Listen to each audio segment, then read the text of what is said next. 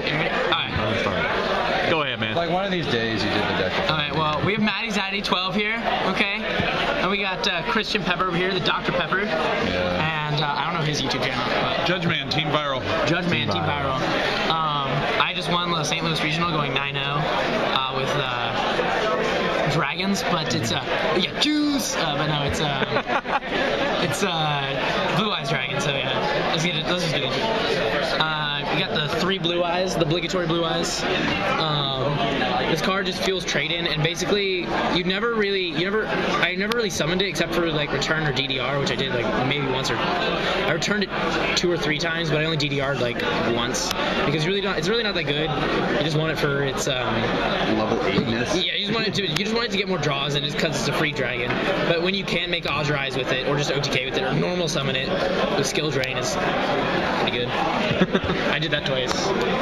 3 Blaster, 3 Title. I still play Title even though everybody hates it. I always banish it. I'm never afraid to have no titles if I just need to banish it for Sword because it's not really one that you want, but sometimes you need it because you'll go like Redox, Search with Tempest, and you'll need it to OTK them with like a Scrap Dragon, this, and Crimson, and Blaster. What? You need an additional summon. Yeah, you just need the 2600 because 28, 28, and 26 is games. And you're running triple swords, and a +1's a +1. Who cares? Exactly. And like it's like it doesn't matter, but it only matters when you're going for game. But to keep consistency, like you can get rid of all 3 and be fine.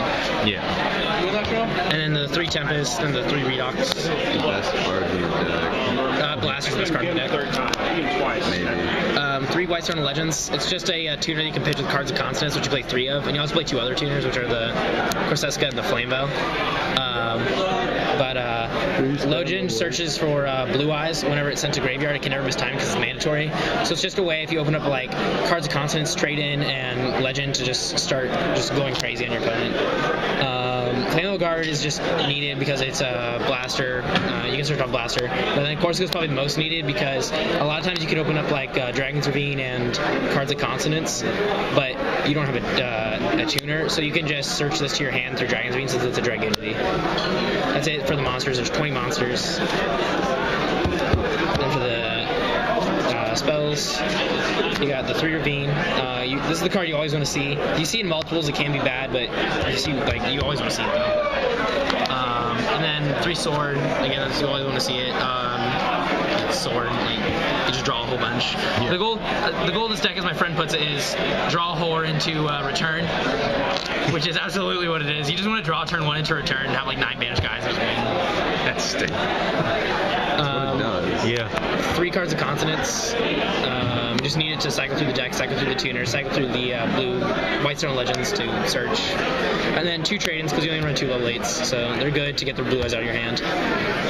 But yeah. And then 2 MST and the 1 Book of Moon. Yeah, there's not really much to say about this. MST is needed, not trap stun. MST because Vandy's emphasis is such a huge issue. And Book of Moon is just Book of Moon. And then the one card I'll never play again is Different Dimension Reincarnation. This came out every game, under every circumstance, no matter what, and it is awful. Don't you ever play. I got to chain like MST to it like 4 times and just made me nag. So Dragon's Shrine is going in for this because you can just stuff. Dragon's Shrine? Never play. This card is just... Oh, Dragon's Shrine. Dragon's Shrine. Not Castle of Dragon Spells, that card's awful. And then 5 traps. The Wing Blasts, 2. The 1 Compulse, just because to get stuff out of there. Like Kaiku, these are mainly for Kaiku's game 2, and a lot of times for against spellbooks. If you just can get their guys off the board, they can't draw off tower, they can't fate you. So just to get them out of there is really needed. And then also for removing back rows for these, but this is just general removal. And then Return, which is single-handedly the best card in the deck. You draw into this, you can misplay all you want, and you win. It doesn't even matter. Like, your opponent can have Ophion 5 back row, and you win because you drew it. And then the 1 warning. I wanted something in the deck that could stop my opponent's return, and stop my opponent's, like, Stardust, or something that can negate it, like Colossal Fighter, because Colossal Fighter is a big issue sometimes, especially if they flip skill drain on you. So the mirror can be a little bit touchy. So that's why you want this card to negate, just to stop the effects and to stop the return. Because if they pay after life points, you warning it, they lose. And then then the side deck. Spells are there's 15 spells and 5 traps.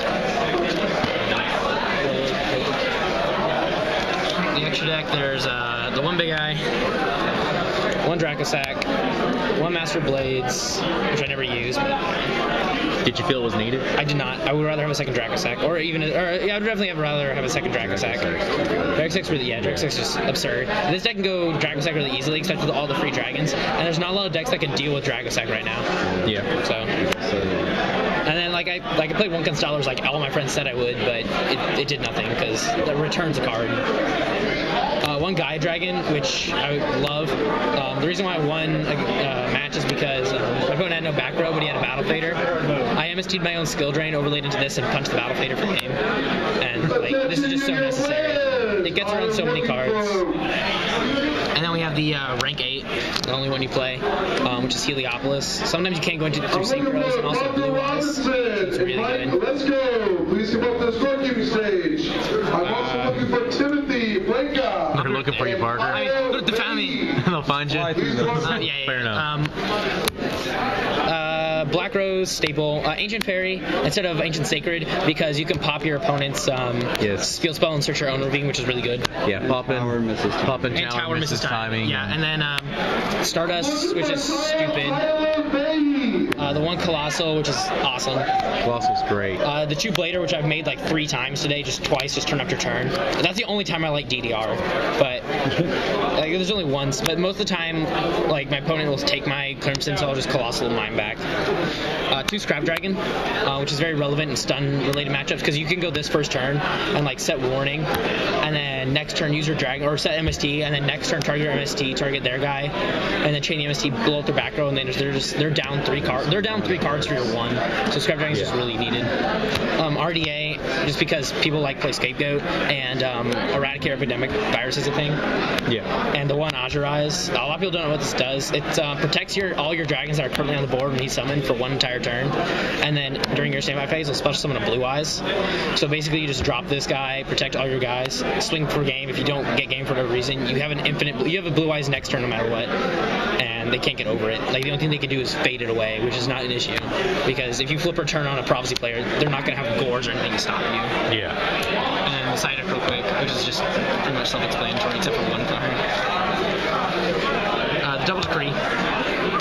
Just against stun matches, just a lot of things, just run a lot of traps. Did you use it? I cited it in almost every game. Especially, even against dragons, I cited in 1 because they bring in so much garbage. Yeah, they bring in so much. Yeah, exactly. They bring in so much hate sometimes, and so you can just. I'd rather have it and shut them down, but they can what this allows me to do is shut down their Vanity's Emptiness. But then once I go off, I can pop my own Royal Decree, and their Vanity's Emptiness is live again, and they can't special, but I already have a full board. Yeah. So this card's really good against all matches. MVP of the weekend is definitely Skill Drain. This card is so broken, it's not even funny. I opened up 2 against a Dragooni player and just got blown out. But this card is just ridiculous. Then I played 1 Vanity's Emptiness, never came in, never liked it, just trash. Vanity's Emptiness is trash. You don't need to run Vanity's Emptiness if you run cards to get rid of Vanity's Emptiness. Because the only reason people run Vanity's Emptiness is to try to lock down your opponent. But I would rather just win that turn if their Vanity's Emptiness isn't a thing. So that's why this card's bad. 2 Wabaku, which came in a lot of times versus Dragons today. Came in 3 or 4 times. I didn't really have any mirrors, but it went against my friend Mermail's Christian Pepper, and it kind of did something. But it did nothing. Yeah, he changed. Yeah. Why Wabaku over Threatening Roar? Because if you Wabaku and pull out your Crimson Blader, your Wabaku won't let Crimson be destroyed by battle, so you can bump your Crimson into a Blaster, into a Colossal, into a Scrap Dragon, and it'll still resolve because it's safe and your opponent stacks. Fair enough. But it's good. It's such a simple explanation, but you have no idea how many people don't actually realize the difference in Wabaku and Threatening Roar. I didn't even I was gonna play Threatening today until I found Wabakus because they're kind of the same card, but it's only the only way it matters is in the Dragon Mirror. That's the only time when Wabaku and Threatening differ really. Yeah, which is your hardest match. I guess not for me because this beats the Mirror. Because it's just faster, it just outpaces it. The one Eradicator, there's a video online of Yeti when they filmed it, and the commentators are freaking out when I flip the Eradicator and I hit his entire hand, and he tries to trigger tower, but he can't because it was chain link 2. But just a whole bunch of shenanigans going on. But anyway, the commentators scream because it hit 7 cards. Oh my gosh. The 2 XYZ Encore. This card is needed for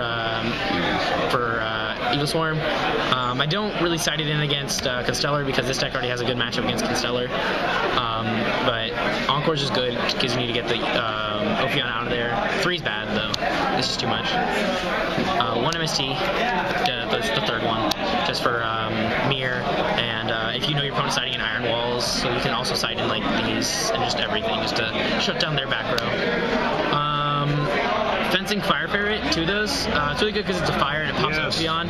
So this is the only reason why I only play 2 of this, because I basically have 4 ways destruction. And yeah, and it also gives food for Blaster. And then the last card, which is without a doubt the best card in my side deck this weekend, outside of Skill Drain, is 2 DD Crow. DD Crow. Hey man. This card just nails everybody. It's just so hard, and it's just really good. Because like, I guess especially against Policy players, playing against Policy, he searches Master, he targets Secrets, and I chain the DD Crow to the Master, targeting Secrets, and he just fizzles. So and then I just OTK him next turn with Return. Like, although like Return needs to be banned, guys. It needs to. Yeah. Let's be honest. No matter what deck you play, if you're not playing Return, you're bad. All right. Appreciate it, guys. Subscribe, comment down below, show us how much you love us. See ya.